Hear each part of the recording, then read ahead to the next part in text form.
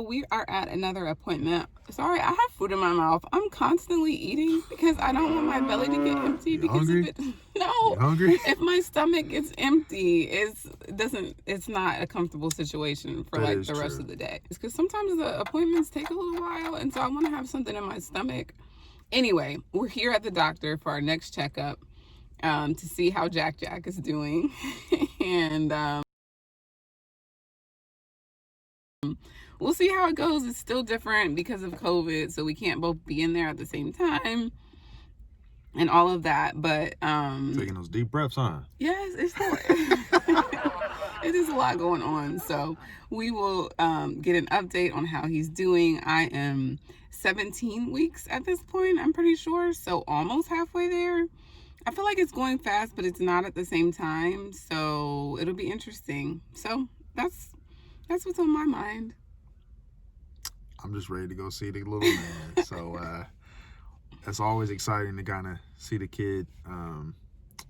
Obviously, yeah. So it's always exciting to see the kid with regards to that. So excited as always. I think you guys have heard me say that I'm always excited when we come to the doctor's office. So yeah, just that food, is it good? I'm Is the food sorry, I'm good? still chewing, The food's good? and I also have to go to the bathroom really badly because you have to pee in a cup. In my last appointment, I didn't have enough pee. It was just it was like a little trinkle. I don't know, TMI, but I have to go to the restroom really You badly said too. unfiltered, right? Unfiltered. Yeah, we did say unfiltered, that. So this unfiltered is content. the raw, unfiltered version of what what happens in pregnancy and what you go through. And it's also raw too because I have no makeup on right now. As we're making room for more. We're making room for more. This is the real deal. Yes. So stay tuned. We'll be back. Make sure you subscribe, like, share, post.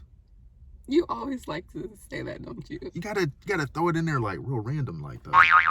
Okay. I don't know. Thanks for viewing, guys. We'll give you guys some more details in a little bit. Okay, so the appointment is over, and it was a little bit different than I expected. I thought I was having an ultrasound, so I'd actually be able to see Jack Jack, but apparently that was not part of the visit. So I pretty much just talked to the doctor, and they checked his heart rate, which his heart rate was good. My belly is starting to get bigger a little bit. So everything was good so far. I think at our next appointment we'll find out even more. They'll actually do like a thorough anatomy check. So that was the appointment for today, and I guess since I don't have any really more updates from the appointment, I can just talk about what's going on with me. So earlier you've seen me snacking a lot. I feel like the nausea has gotten a lot better at this point in the second trimester. So I feel like I was feeling myself a little bit maybe, and I was like, okay, I'm 100% back to normal. So I just started to go back to kind of like 3 meals per day and maybe a snack here and there, and my stomach was like, what are you doing? So now I have to really be still very conscious about constantly eating to make sure I have something in my stomach. And then also too, I've fallen off with like water. So pre-pregnancy, I just would drink water all day. That's all I really drank. And then as things have progressed, I don't really have an appetite for water. It kind of like doesn't even taste that good to me, which is weird. And so now I have to be a lot more intentional about water. So that's one of the things that I need to really continue to work on. And as you can tell from me talking right now, I feel like the heavy breathing is coming back a little bit. So I don't know what's going on with that, but that's kind of the latest with me. I've felt that was a big thing. How could I forget that? I feel like I've started to feel Jack Jack move recently, which is like exciting. And the doctor did tell me too that as the pregnancy progresses and based on experiencing loss, that most women start to feel more comfortable once they feel the baby move. And I will say that with us losing a child, I would like each day I'm always like, I feel like more self-conscious about like, is everything okay and all of that. And even when I go back to the doctor, it like brings back the emotion of the time that we went, or that I went, because I was actually by myself for that one, and I saw that one baby was thriving and the other baby was not. And so whenever I go back to the doctor's appointments, I certainly have those feelings. And so I'm always like a little bit anxious to make sure everything's okay. But at the same time, I'm like, I know who's in control of all of this. So that's what I can hang my hat on. So, nonetheless, I say all that to say I have felt Jack Jack move recently. And so that has been reassuring, I would say. Like, it makes me feel like, okay, I can feel him moving. He's in there. He's okay. I'm super disappointed that I didn't get to see him this time, because that is always like a confirmation in between appointments. As far as being able to see him and know that he's like moving, it just makes you feel more comfortable. And my first pregnancy with the twins, because they were twins and I was considered high risk because of multiples and everything, we went to the doctor a lot more frequently. This pregnancy, because we have one at this point, it's less appointments, less time that I get to see, Jack Jack and everything. And so I feel like I have to be a lot more patient. So that's been something that's kind of new and different this time. But I'm glad to know that his heartbeat was on track, that everything is, okay. And I just have to continue to make sure that I'm managing my own personal health. Actually, we'll be going to see a specialist. So anyway, that's what's going on. And I'm excited. I'm also a little tired. I'm not going to lie. I'm tired at this point. But we have committed to being very real. So I'm not going to try to put on a facade of certain things. I'm just going to tell you what's really going on. So that's what's going on with me.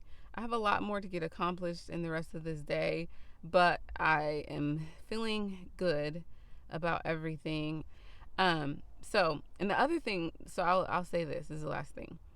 I did find out today. So originally, when we were having twins, it was like C-section 100%. I'm going C-section. I did C-section last time. I just felt more comfortable going in that direction. And now that it's just one, we have to figure out if we're going to do vaginal, if we're going to do C-section. There's pros and cons to both. So that's something that I need to start thinking about. Even though we have time, we definitely have time to figure that out, but it's just kind of a different twist that is a pretty significant detail. So we'll see, but I'm not pushing that so much right now because we still have quite a bit of time until we get to our due date. So we will crawl before we walk. And now that I think about it, because I'm in the second trimester now, I really need to capitalize on kind of this second win that I got before things start to slow down. So there's a lot that we need to do in preparation for baby. So we got to get on that. Okay, so we'll just go ahead and talk through the pros and cons of delivery options. I wish that there was like a better scenery than me just sitting in the car all the time. So maybe I'll improve that for a future episode. But anyway, so the pros and cons of the delivery options. So basically, with my height, stature, BMI, all of that, and the fact that it is just one child at this point, my doctor said that he feels very comfortable with me doing a vaginal delivery, and there's less risk of infection and just, a risk of having surgery, obviously, because a C-section is a pretty intense surgery. So vaginal is definitely an option. And then with the C-section, it just becomes more risk of, let me go back to vaginal, sorry. So the one thing with vaginal is although you might intend on things going, perfectly fine, there is a chance that, there could be some type of complication where you have to suddenly have, sorry, I was like looking a different way, now I'm going to look the right way. There could be a complication where you have some type of complication that causes you to go into a C-section. That's actually why we did a C-section with Mitchell and Madison, because... And more so because it was two of them. Mitchell was actually in position. Madison was like kind of all over the place, and no one could exactly call where she was going to be when it was time to deliver. And so Mitchell actually wasn't moving for a while, for a few days, and Madison was moving all around. And so it was determined it was time to, make sure Mitchell was okay. And while I could have had them both vaginally, there was a chance that Mitchell would have been fine vaginally, but then Madison would not have, and I would have had to go into a C-section anyway, like if her heart rate dropped or just the trauma, I guess, of having one threw off something with the second one. And so we just came to the conclusion that I do not want to have a vaginal delivery and then have to also have a C-section. So let's just go ahead and knock out the C-section. up front, which was really a good decision. I had a cold at the time, so my body was pretty weak already. I was really tired in general, and as much as I had told myself that I wanted to have this natural birth for both of them, the C-section actually was very, very seamless. We had a very positive experience. We had a positive recovery, so it was a good choice. And so now, going back to the options current state, because I can do vaginal potentially, or I can do C-section. The downfall with C-section is obviously the risk of infection or any complications from having the C-section. But what the doctor was describing is the upside is that you're a little bit more in control. So hey, I'm going on this day, or I know the outcome is going to be that I'm having a C-section. And he kind of insinuated for me because I seem to like to kind of have a plan and control of the details. He was like, that's something that I would really, really consider. If you want to have a vaginal, you're going to kind of give up the unknowns of, what could happen. It's not going to be structured. It's just going to be kind of, it happens when it happens, which at the end of the day, I feel like for either scenario, there's some unknown variables either way. There's a chance that I could go into labor all of a sudden, even if I was scheduled for a C-section on a certain day, all of that. And so I have time to figure it out. And I say I should say we have time, because Larry is definitely going to play a big role in coming to the best conclusion. But I think too, I'm not quite 20 weeks yet. I think we'll see how the pregnancy continues to evolve. We know it's going to be positive, but how I'm feeling, all that kind of stuff might play a factor to a certain degree, but I think we'll have kind of an initial plan. So that's something that Larry and I need to think through. It's kind of a big decision. So we got to figure that out. But ultimately, and this is what last time I was like, okay, whatever needs to be the outcome, that will be the outcome. Whether it needs to be vaginal, whether it needs to be C-section, I feel like the way things were kind of turning out, it was just clear that it needed to be a C-section, and it worked out. So that's what happened last time. I think that this time might be kind of the same thing. So those are the options.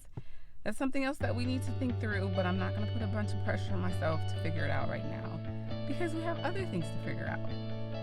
And I am out of breath. So anyway, Larry is back to work for the rest of his day, and that's what's going on. So until next time, we'll see you soon.